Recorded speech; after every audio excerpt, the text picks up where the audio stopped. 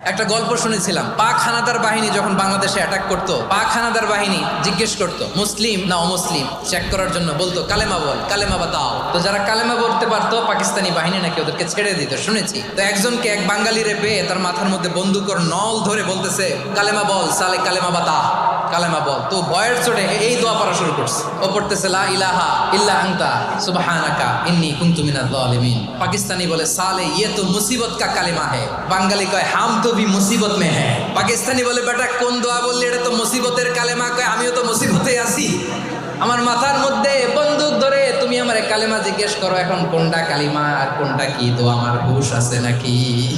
লা ইলাহা ইল্লা আনতা সুবহানাকা ইন্নী কুনতু মিনাজ জালিমিন। বিষ্ণুই বললেন দেয়ালে পিঠ থেকে গেলে, চোখে মুখে অন্ধকার, বাঁচার কোনো উপায় নাই, তখন এই দোয়াটা পড়তে হবে। এই দোয়া পড়ে আল্লাহর কাছে ফরিয়াদ করলে বিপদ মুক্ত করবেন কে?